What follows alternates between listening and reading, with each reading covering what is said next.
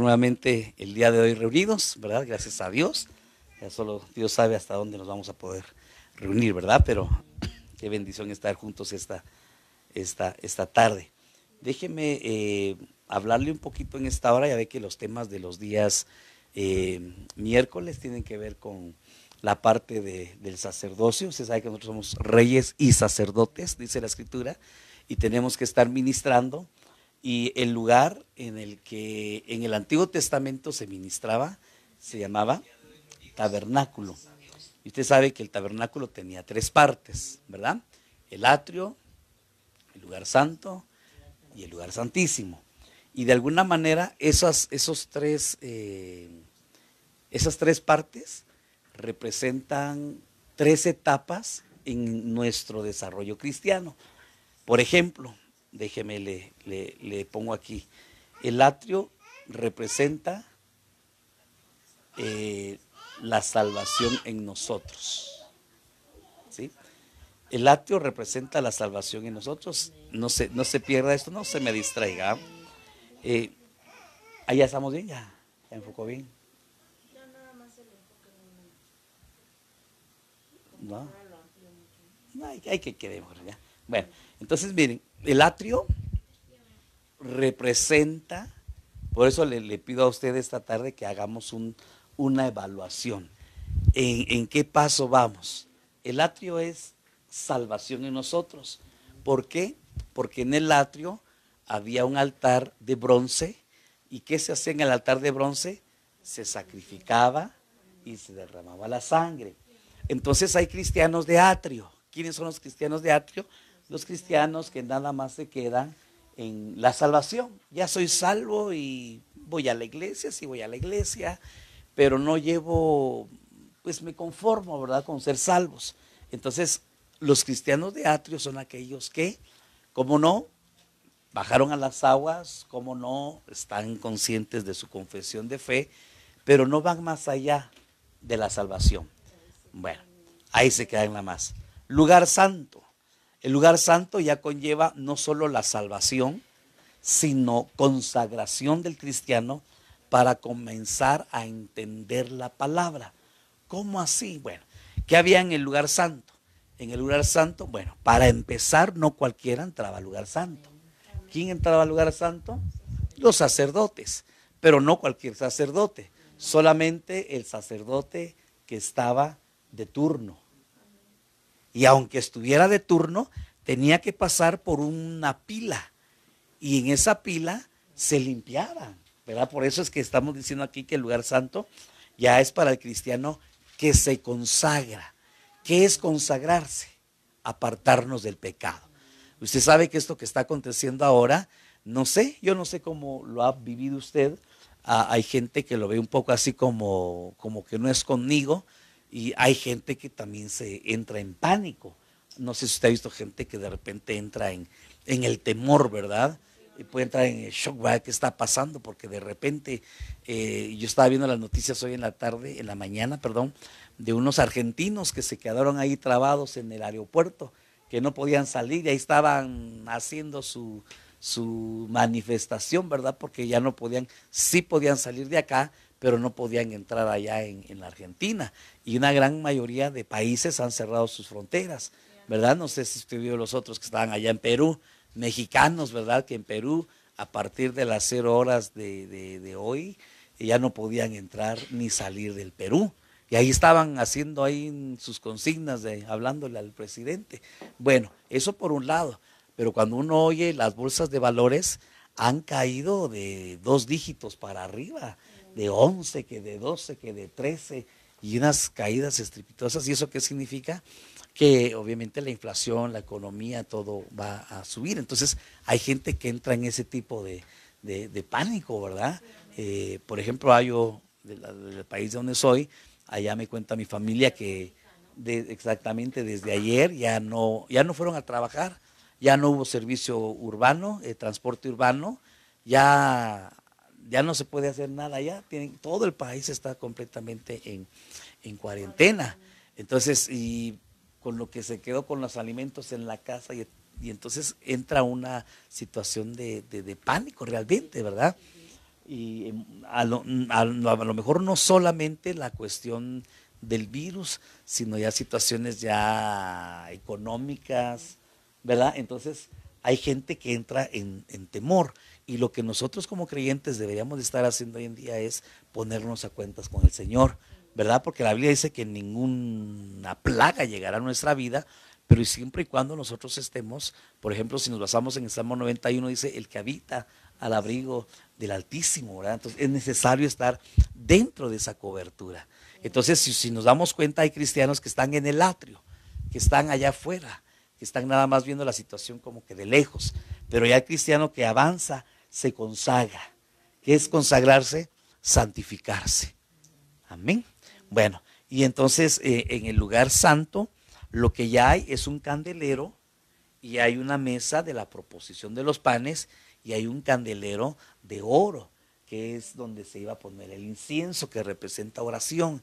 Entonces el cristiano que se consagra es el cristiano que está en constante comunión con la palabra, pero no solamente, ¿qué le digo?, leer la palabra, sino realmente vivirla. La Biblia dice que no seamos solamente oidores olvidadizos, sino que seamos hacedores de su palabra. Entonces tenemos que tener contacto con la palabra y postrarnos en oración. Creo que este es un tiempo que lo mejor que podemos hacer es orar, orar y orar. Dice, si mi pueblo se humillare, me clamare y buscare mi rostro, yo oiré desde los cielos, sanaré su tierra, ¿verdad? Y entonces Dios quiere bendecirnos en medio de esa situación, ¿verdad? Pero necesitamos ir avanzando en nuestro caminar como cristianos. Bueno, ya hablamos del cristiano de atrio, ya hablamos del cristiano del lugar santo. Ahora, el cristiano del lugar santísimo es el cristiano que ha alcanzado o el que va a alcanzar la glorificación. Usted sabe que tercer libro del apóstol Juan, capítulo 3 y verso 2 dice, amado, yo deseo que seas prosperado en todas las cosas y que tengas salud como prospera tu alma, ¿verdad? Pero dice, ahora somos hijos, pero aún no se ha manifestado lo que hemos de ser. Dice que en aquel día le veremos tal y como Él es y seremos semejantes a Él. Pero esta esperanza es para los que se están santificando y los que se están consagrando. Entonces Dios está queriendo a la iglesia ya llevarla a otro nivel, al nivel de la glorificación. Usted se recuerda que hay un varón en la Biblia que se llama Job. ¿Cuántos han leído de Job?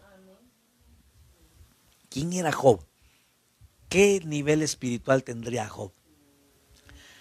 Si usted lee Job 1:1, dice que hubo una reunión entre los hijos de Dios y entre ellos iba Satanás y le preguntó el Señor, ¿y de dónde vienes? Y él le dice, no, pues vengo de rodear la tierra. Tenemos que entender que la Biblia dice que hay un adversario que anda como un león rugiente alrededor, hermano. Si alguien está ahí así, mire, hermano, al acecho, es el diablo, que el Señor lo reprenda. Pero nada sucede en la vida del cristiano a menos que el Señor apruebe, ¿verdad? Y entonces le dice el Señor, ¿ya consideraste a mi siervo Job? No hay otro en la tierra como él, recto, temeroso, apartado del mal, un hombre justo. Pero realmente, ¿usted cree que Job era todo eso que el Señor decía? ¿Usted cree que él era eso?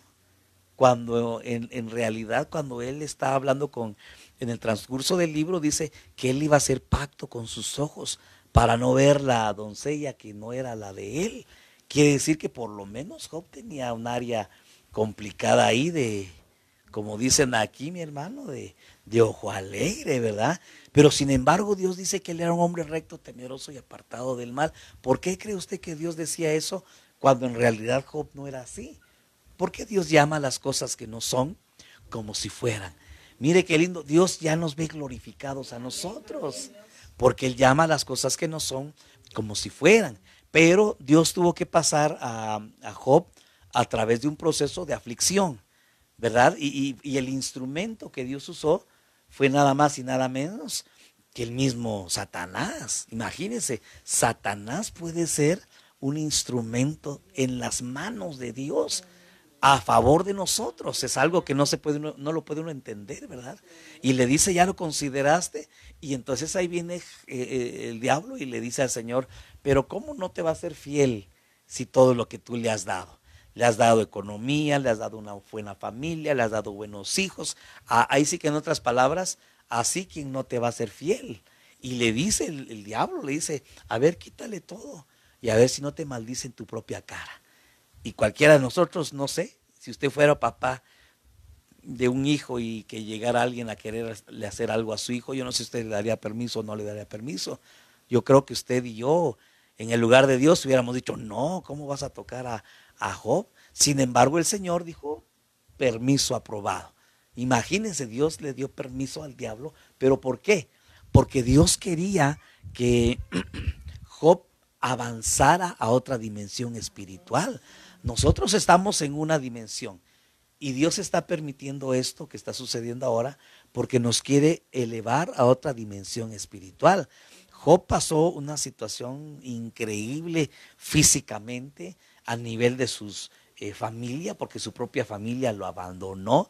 Se recuerda, bueno, no lo abandonó, se murieron. Y la única que quedó le dice, todavía eres íntegro delante de Dios. Dice, maldice a tu Dios y muérete. Imagínese. ¿Quién quiere una compañera así, un compañero así? No, dice uno, pero sin embargo Dios lo dejó porque quería que Job pasara a otro nivel. Y cuando uno lee el capítulo 42 de Job, Job dice, de oídas te había oído, mas ahora mis ojos te ven. Es decir, que él pasó de la etapa de oír a la etapa de ver. Ahorita nosotros estamos en la etapa del oír. La fe viene por el oír y sin fe es imposible agradar a Dios. Estamos en la etapa de que oímos palabra, oímos palabra, oímos palabra y ahorita estamos en una oportunidad para poder ver. Tenemos que ver su mano poderosa. Tenemos que ver el sustento sobrenatural.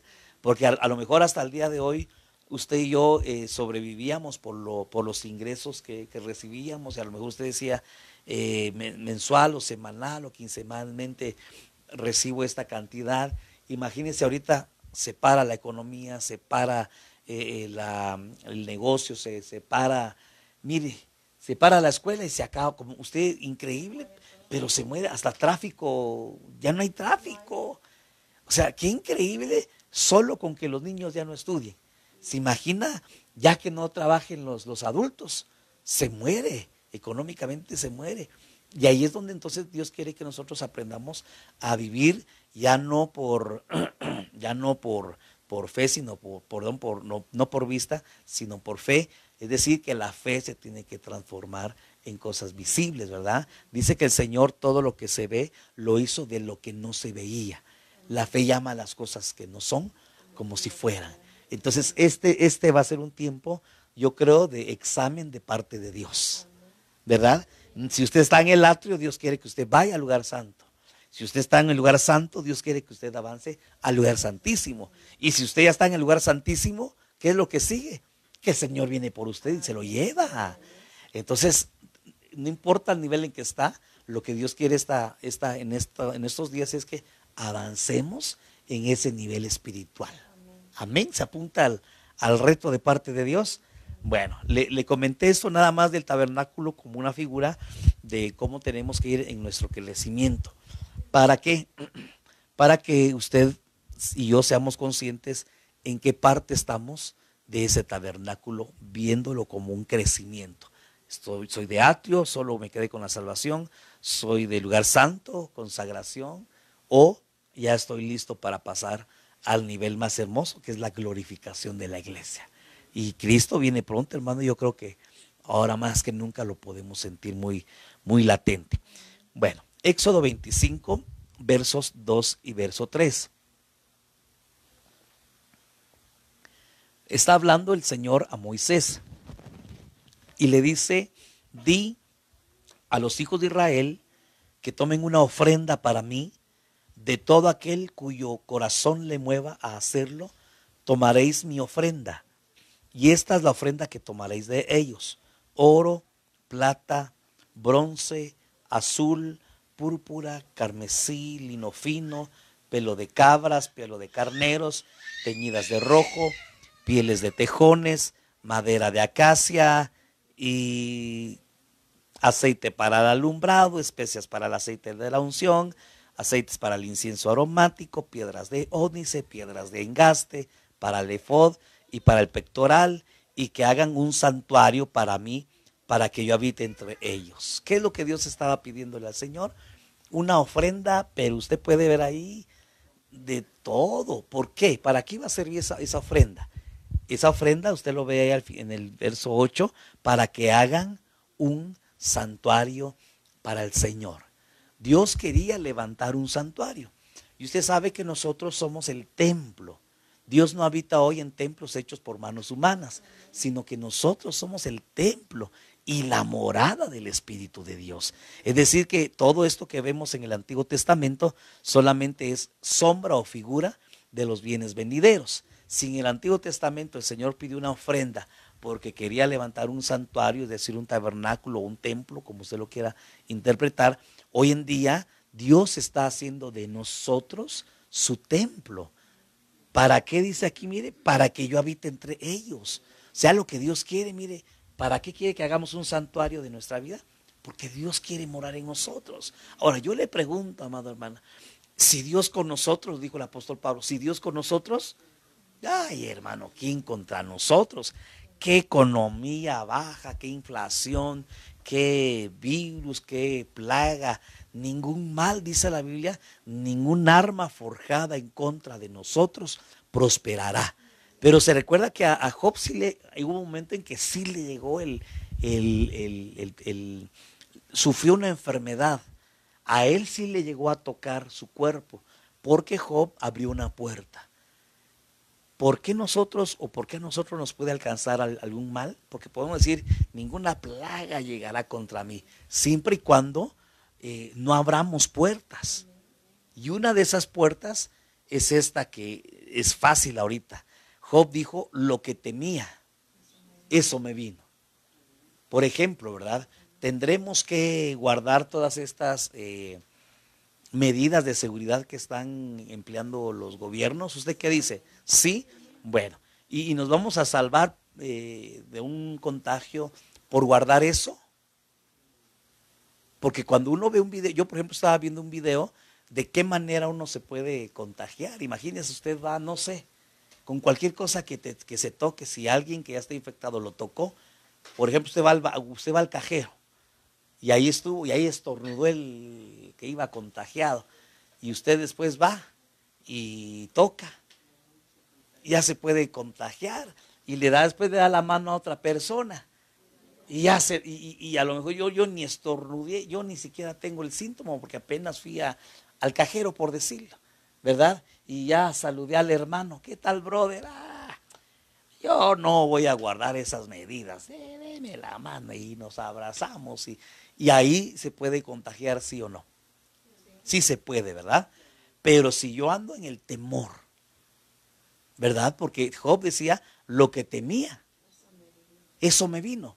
Entonces, por más medidas sanitarias que usted y yo tengamos, pero así definitivamente, hermano, yo platicaba con mi esposa, le digo, mira, veamos a los hermanos, porque yo le puedo decir a usted, abracémonos y saludemos como que no hay nada malo.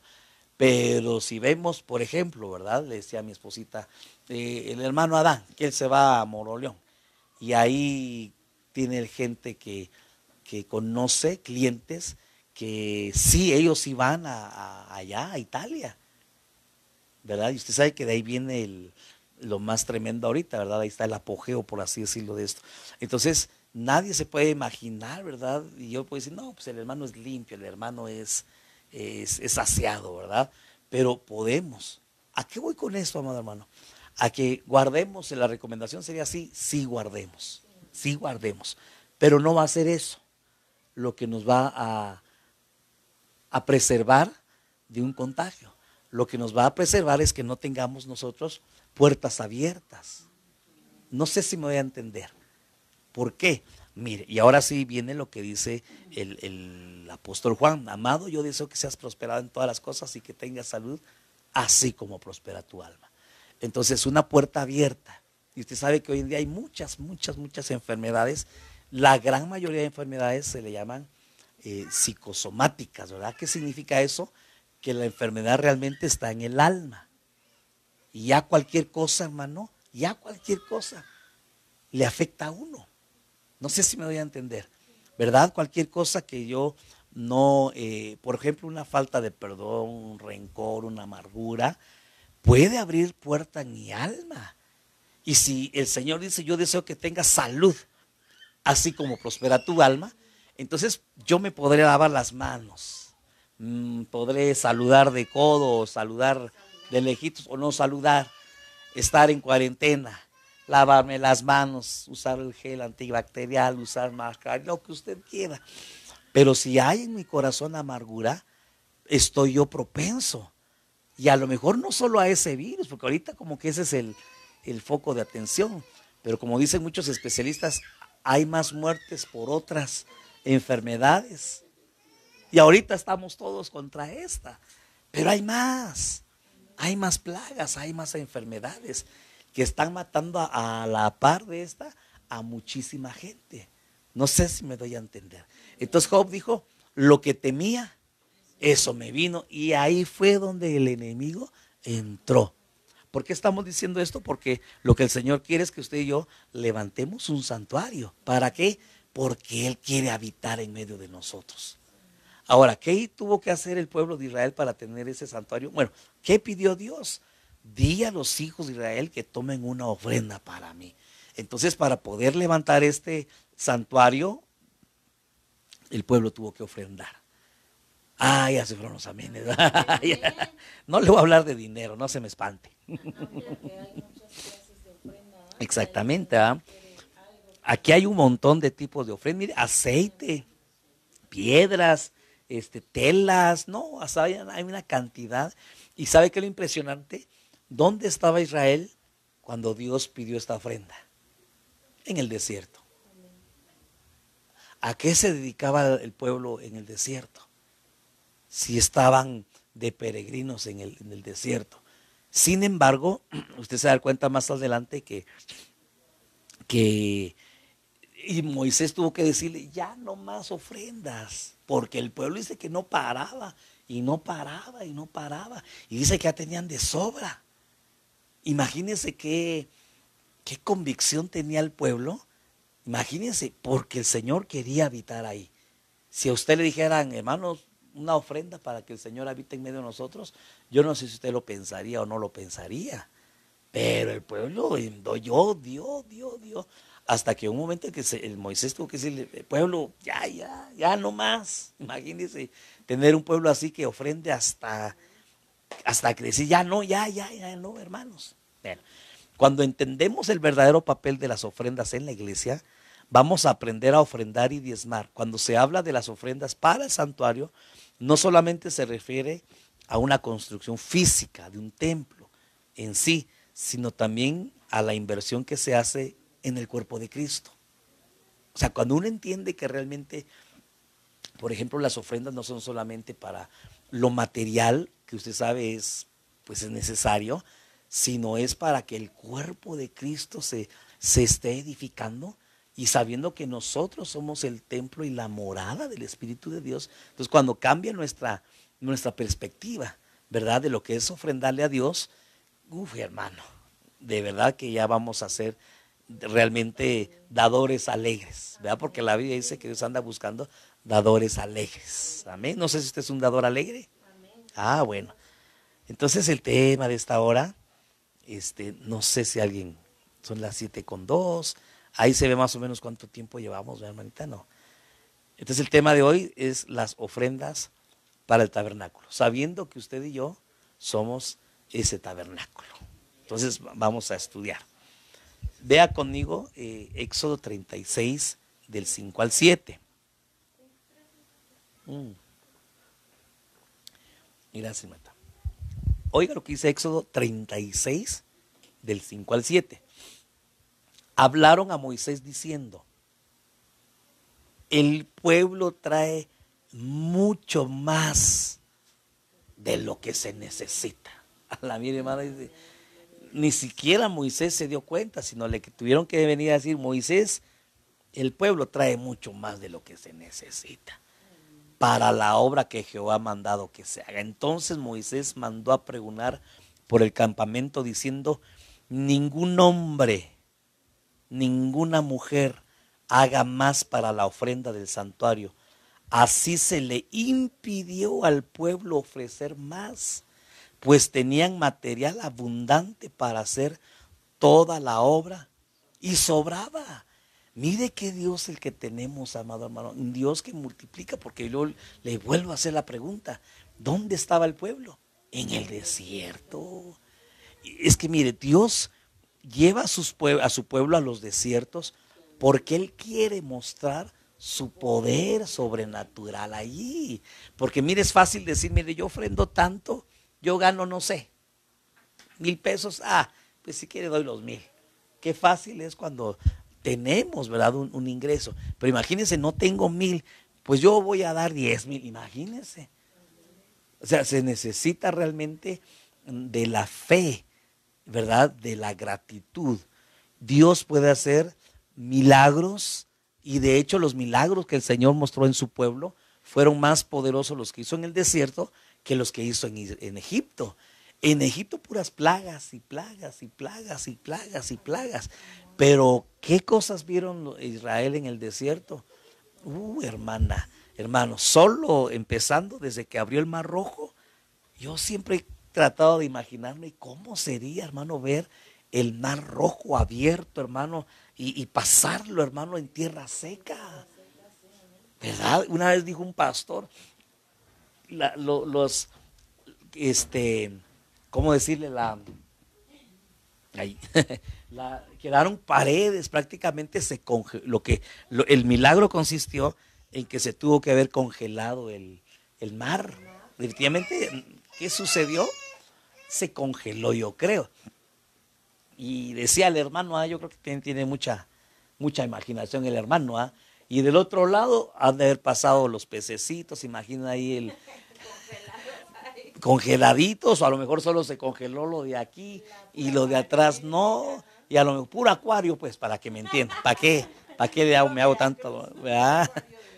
¿Qué? El de Veracruz, el de aquí, el de Polanco, ¿cómo se llama?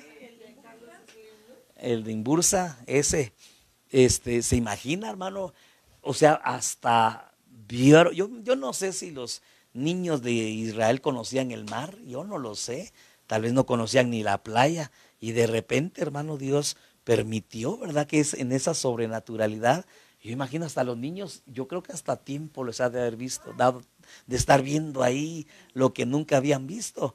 Esas cosas son las que Dios tiene, dice la Biblia, cosas que ojo no vio, ni oído escuchó, son las que Dios tiene preparadas para los que lean. ¿Pero dónde? En el desierto.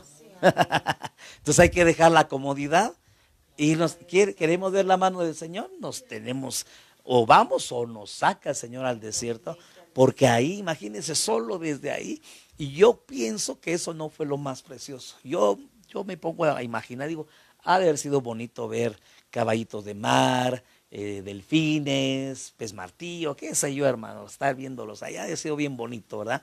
Pero creo que lo más lindo, yo me imagino que fue cuando ellos ya habían avanzado, no sé, a la mitad del mar, y de repente ver atrás al faraón y a aquel capataz, hermano, que lo tenía, no sé, subyugado y con el látigo le estaba dando y dando. Y me imagino voltear a ver y el Señor dice que los confundió. No solo se dieron entre ellos, sino que verlos ahogados. Yo creo que lo más lindo es ver a nuestros enemigos destruidos, ¿verdad? Aquel que nos estaba destruyendo, verlos destruidos por el poder de Dios. Pero insisto, fue en el desierto. Hay que ir al desierto para poder ver la mano de Dios. Y así podríamos hablar del maná, el agua amarga endulzada, ¿verdad? Qué lindo que el Señor que cambie toda amargura, ¿verdad? En nuestro corazón, porque fue con lo primero que el pueblo se encontró, ¿verdad? Después de ver eso, ya tenían sed, y vamos a tomar agua, y se encontraron con un agua que pues yo creo que los amargados eran ellos, ¿verdad? Porque el Señor le dice, le mostró un árbol y echó el árbol al agua amarga, y yo siempre creo que ese árbol definitivamente era el árbol de vida, Cristo definitivamente en forma de árbol, endulzando la amargura. Qué lindo es que lo primero que Dios le quita a una persona es la amargura, ¿verdad?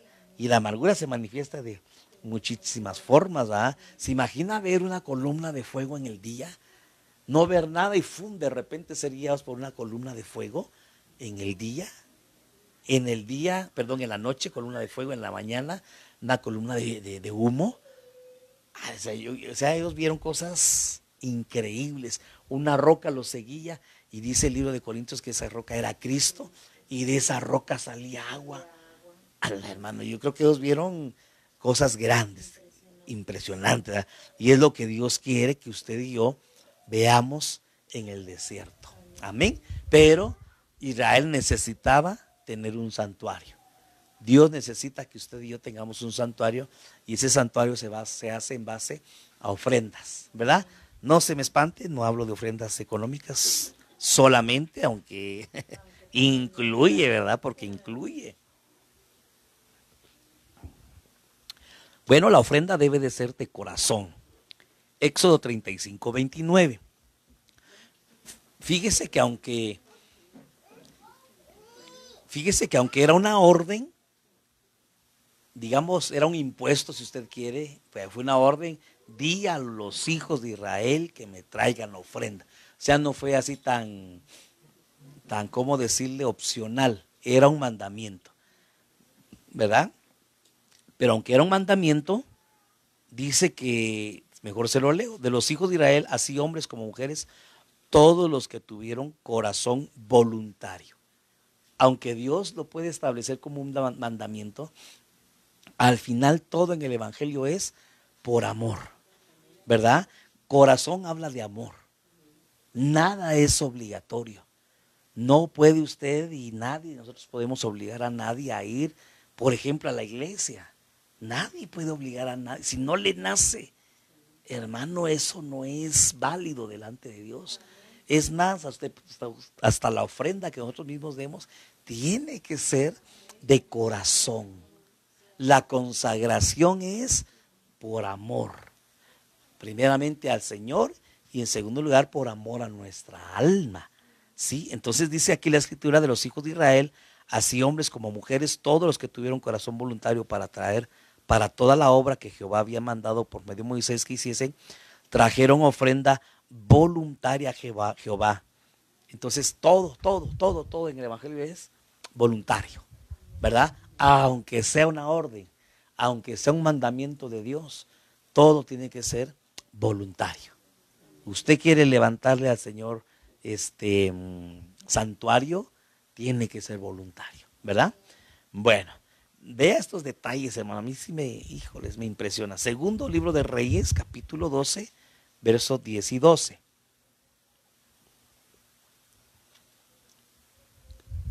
Esto ya no es en el desierto. Estamos hablando del segundo libro de Reyes. Aquí ya era en el templo de Salomón. Ya era para el templo. Y oiga lo que dice la escritura. Por eso dice, ¿no? Que es todo por voluntad, no por imposición. Todo es por voluntad. ¿Ah? Amén.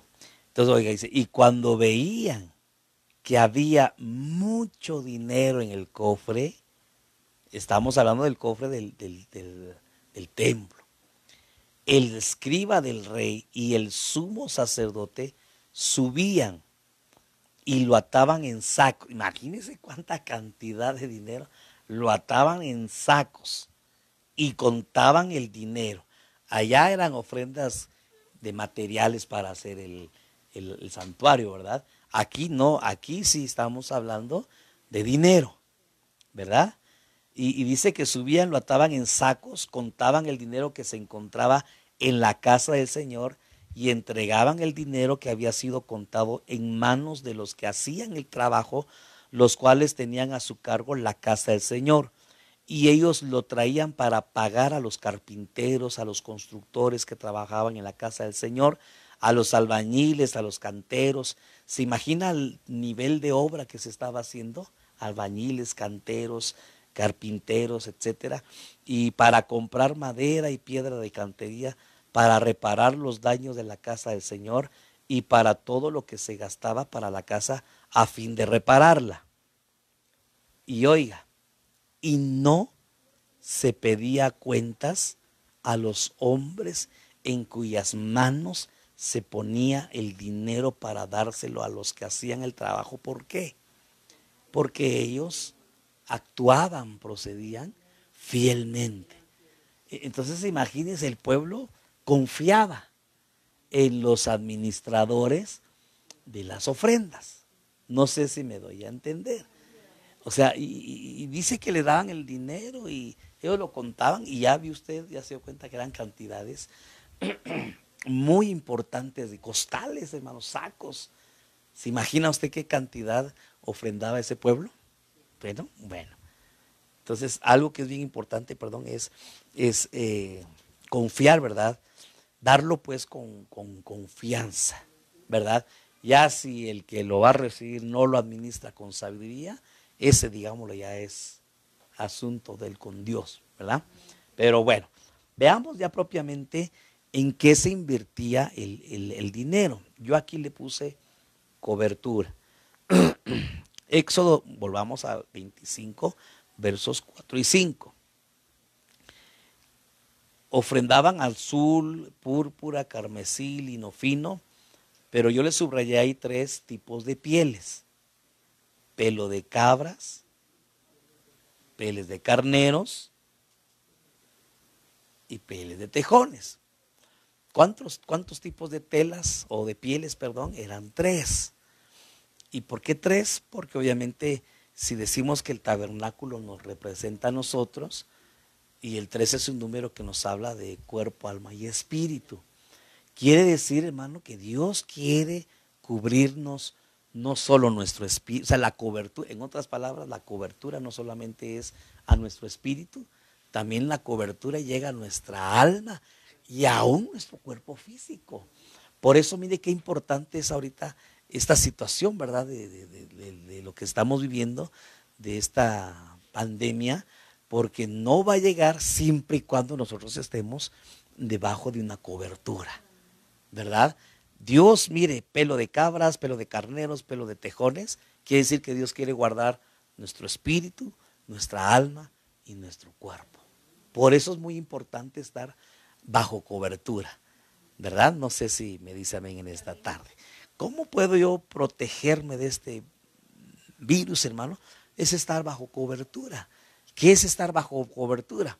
Bueno, obviamente es estar debajo de una autoridad, pero también yo escuchaba anoche a un hermano que estaba enseñando de esta manera, que Dios todo lo que hace, dice la Biblia que sobre un alto siempre hay un alto, y sobre ese alto hay otro más alto para que lo vigile, ¿verdad? Por ejemplo, si habláramos de la tierra, ¿qué cobertura le puso Dios a la tierra? La capa de ozono, ¿verdad? Pero el hombre se ha encargado de, híjoles hermanos, de destruir esa capa de ozono. Ya no es Dios. Dios cumplió con ponerle cobertura a la tierra. Ya el hombre con su insensatez se ha encargado de hacer esa capa de ozono, hacerle un agujero, y ahí entran los rayos ultravioletas y el calor ya se hace más terrible en la tierra, y eso se conoce como el efecto invernadero. Bueno, sobre nosotros Dios puso alguna cobertura. En nuestro cuerpo puso una cobertura. Usted sabe, y este virus de ahorita, usted sabe que es una mutación, ¿verdad? Le agregaron al coronavirus que siempre ha existido, ¿verdad? Le agregaron elementos del VIH. No sé si usted lo sabía, que afectan las defensas. Por eso es que esto, gente vulnerable, es gente que tiene bajas sus defensas o gente de la tercera edad. No sé si usted lo sabía. Entonces, note, afecta a la gente o a los cuerpos que su defensa ya está deteriorada. No sé si me doy a... Mire cómo Dios es sabio, que hasta nuestro propio cuerpo también tiene defensas, ¿verdad? No sé si me doy a entender en esta tarde. Y este virus ataca a los que tengan esas defensas o esa capa, llamándolo de esta manera, ese sistema inmunológico, digamos, que lo tenga, ¿verdad?, con alguna abertura. Y vuelvo a insistir, ¿verdad? ¿Cómo se abre ese sistema inmunológico? Con falta de perdón muchas veces, con rencores, con amarguras y con resentimientos dentro de nuestro corazón. Amén. No sé, bueno, entonces, Ujú. porque todas esas enfermedades, sabemos que las enfermedades respiratorias muchas veces vienen por el alma, ¿verdad? También. Ajá, Entonces, ahí nosotros tenemos alguna abertura, ¿verdad? Algún rencor que todavía tenemos de nuestro pasado y por ahí empieza a meterse este virus. Es de la manera en que nosotros abrimos para que entre este virus, ¿no? Si no claro, nos iba a dar, pues nos puede dar nada más por el simple hecho de no haber perdonado exactamente, ya o de no haber ya olvidado ese pasado que nosotros tenemos. exactamente. Entonces, eh, ¿cuál sería la cura entonces? Y se me viene a la mente aquel pasaje que decía David, mientras callé mi pecado, mis huesos envejecieron. Entonces, mire, pecados no confesados se pueden evidenciar con enfermedades físicas. Entonces, imagínense, entonces ahorita que es un tiempo que le, perdón, que le llaman de cuarentena, yo creo que es un tiempo de aprovechar como un retiro, ¿verdad? Fíjense que cuando dicen voy a ir a un retiro, regularmente lo que menos hace uno es retirarse, ¿va? Porque retirarse realmente es apartarse de todo. Y como dice mi hermana, reflexionar, ¿verdad? Analizar realmente cómo está mi corazón. Hacer un estudio, ¿verdad? Porque con tanto ir y venir y llevamos un ritmo a veces tan Y otra del cosa, estrés, hermano, ¿verdad? otra cosa, nosotros yo creo que a lo que tenemos que tener miedo es a la muerte espiritual, ¿no? En este caso, Claro. porque en cualquier, o sea, no tanto en este caso de que si vamos a tener que comer, si va a haber esto, si la economía, lo que nos debe de Ujú. preocupar es nuestra muerte espiritual, porque esto puede llevarnos a una muerte espiritual. ¿Por qué? Porque no estamos bien plantados Claro, en lo que debemos de estar metidos, porque estamos exactamente, todavía peleando con las cosas anteriores en lugar de avanzar, estamos retrocediendo. Y exactamente. esto es lo que podemos conseguir ahorita, la muerte, pero espiritual.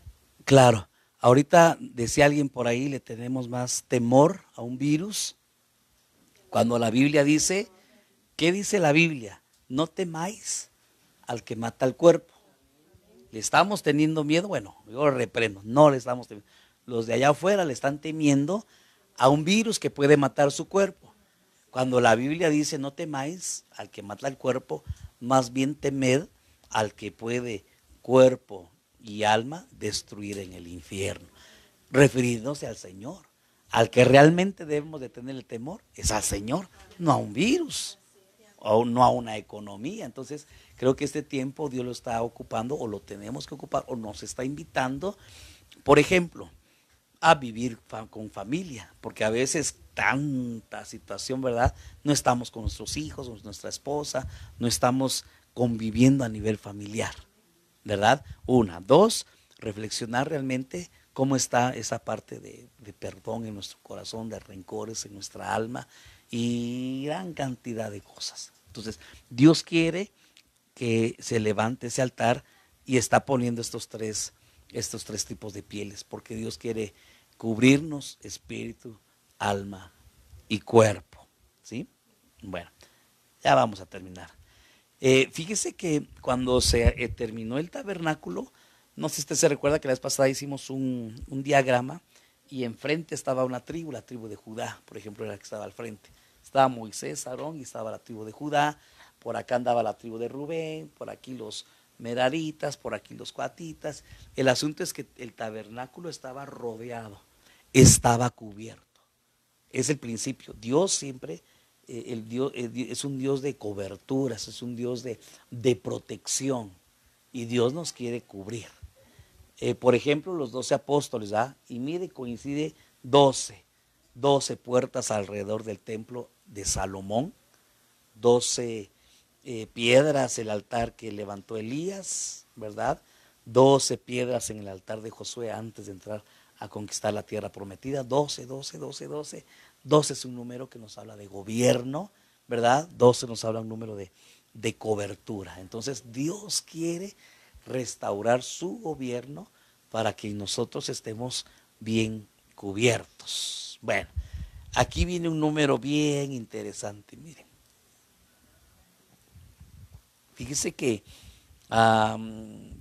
creo que no le puse el versículo, pero yo lo averigüé obviamente está en Éxodo, en donde dice que eran 20 columnas de un lado, 20 columnas del otro lado. Aquí eran 10 columnas y aquí otras 10 columnas. El asunto es que suman 60 columnas, eran las que sostenían el tabernáculo. 60. Y el 60, de acuerdo a Cantar de los Cantares, capítulo 3, versos 6 y 7, oiga, hacen una pregunta: ¿qué es eso? Imagínense, ni siquiera preguntan ¿quién es esta?, sino preguntan ¿qué es eso? ¿Que sube de dónde? Todo esto que vamos a hablar es el arrebatamiento. Aquí están preguntando ¿qué es eso que sube del desierto?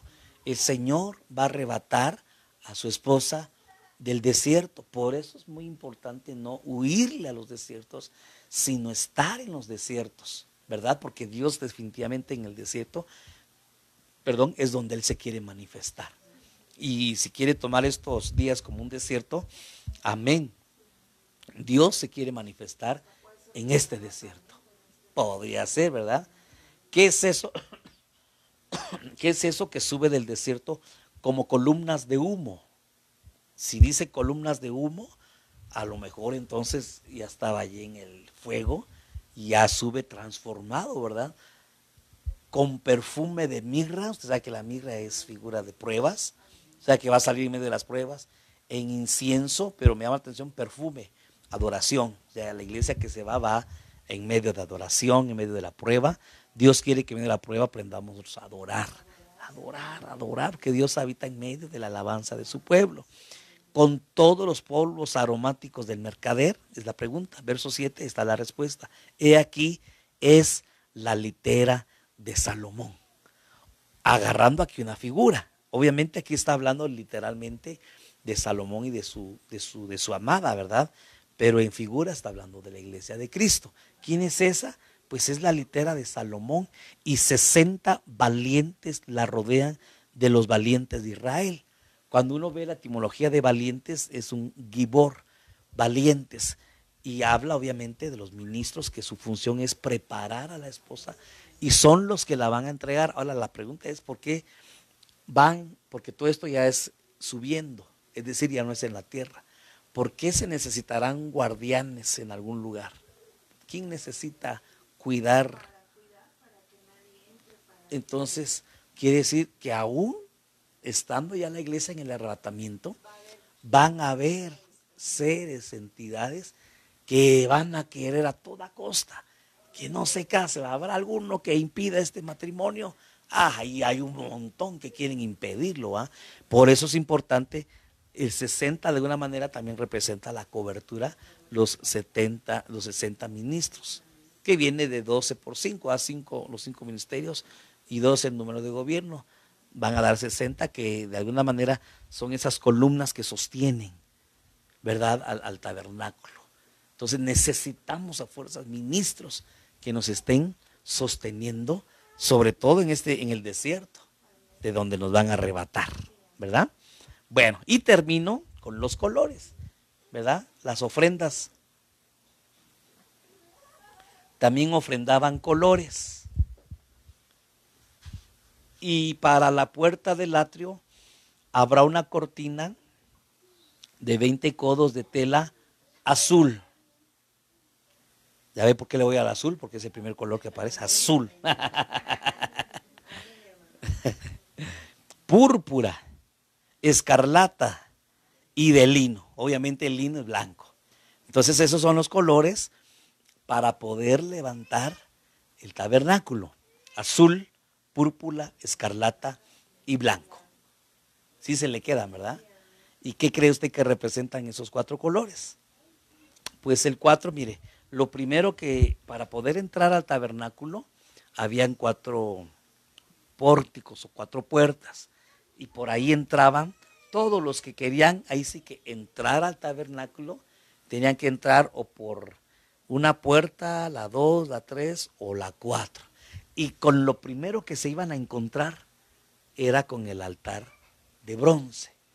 Es decir, que estas 4 puertas, su función es encaminarnos y presentarnos al Cordero que fue sacrificado ahí.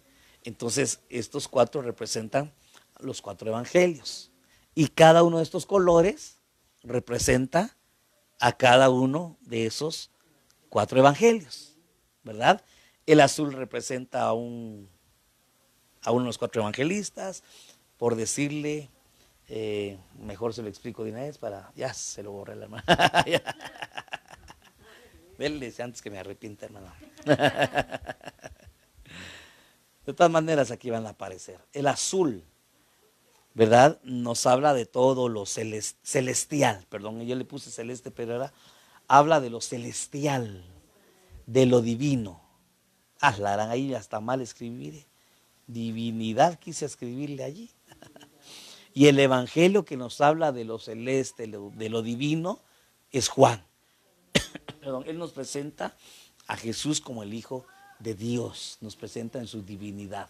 La puerta azul o el color azul. El color púrpura, que usted sabe que es una mezcla rojo y azul, ¿verdad? Es un color que representa la realeza. Y el evangelio que nos habla de Jesús como rey es Mateo. Que lo podíamos hacer con los 4 seres vivientes también. El color escarlata, que representa sangre, obviamente representa el sacrificio. Y el evangelio de Marcos es que nos presenta a Jesús como el Cordero de Dios que quita el pecado del mundo. ¿Sí? Y por último el lino, que es blanco, ¿verdad? Que nos habla de la perfección del hombre. Mande. De las acciones justas de los santos, el lino fino, sí, ¿verdad? Y entonces nos habla de un hombre perfecto, santo. Y Lucas es el que nos habla del hombre, el hijo del hombre, ¿verdad?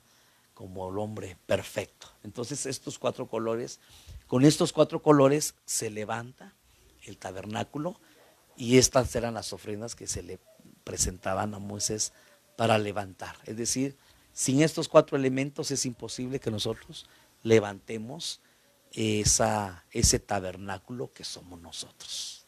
Amén. Amén y amén. ¿Preguntas, aportaciones? ¿Se entendió? ¿No se entendió? Si se entendió, hágame favor de repetirlo. Si no se entendió, entonces yo le voy a preguntar. No es cierto. Disculpe, ¿cuál fue el tema? Entonces, qué importante es la cobertura. ¿Por qué Dios quiere que levantemos un santuario? Porque Dios quiere habitar en medio de nosotros. ¿Amén? Entonces vamos a hacer una oración, ¿verdad? Y vamos a clamar esta noche para que Dios extienda esa cobertura sobre nosotros. Más allá, va más allá de una cobertura ministerial que bendecimos al apóstol, al profeta, al maestro, al evangelista, al pastor que nos cubre, porque hay estas 5 unciones. Si por algo nos pasamos a esta cobertura fue porque aquí no solo se enseña, sino que se ministran las 5 unciones y estamos bajo estas 5 unciones en nuestra vida como iglesia. Pero no es solamente estas coberturas. También el Señor puso sobre las mujercitas a sus esposos como coberturas. Dios puso sobre los trabajadores al jefe como cobertura. También explicamos que Dios puso como cobertura sobre nuestro cuerpo ese sistema inmunológico que a veces se abre, muchas veces porque el alma es la que está lastimada. Dice el profeta que si se aportillara el vallado, le morderá la serpiente. Y una vez mordida la serpiente deja el veneno y ya de nada sirve agarrar a la serpiente y quemarla si ya dejó el veneno. Entonces la mejor medicina es la preventiva, es decir, cerrar puertas, cerrar toda puerta con el pecado. Si hay algo que nos ha estado agobiando, alguna relación, alguna práctica, algún pecado oculto, algún pensamiento que nos ha esclavizado, algún sentimiento en el corazón, en el alma, falta de perdón, rencores, inseguridades, no sé, mi amado hermano, cualquier cosa que esté estorbando, creo que este es el tiempo. Para eso Dios ha permitido, como Dios permitió en la vida de Job, que Satanás fuera y hiciera lo que quisiera con este varón, pero fue con el permiso de Dios. A lo mejor alguien diga, esta bacteria, este virus no viene de parte de Dios porque intervino la manipulación humana. Yo le quiero decir que nada sucede a menos que Dios lo autorice. Y si Dios lo permitió en la vida de Job, es porque Dios tenía y tiene propósitos con aquellos que somos a la manera de Job, que quiere Dios pulirnos y que cerremos puertas. Y Dios quiere que usted y yo después de esto digamos, de oídas te había oído, mas ahora mis ojos te ven. Ya oímos mucha palabra, hermano, ya escuchamos mucha enseñanza, mucha doctrina, ya de oídas, tenemos un Dios de oídas. Pero hoy vamos a ver a ese Dios que conocemos de oídas y lo vamos a ver en nuestra economía, en nuestra salud, en la restauración de nuestra familia. Y estos días que vamos a estar, si es que así va a ser, encerrados, que sea para cerrar todas esas puertas en el nombre de Jesús. Padre, venimos a orar en esta hora delante de tu presencia bendita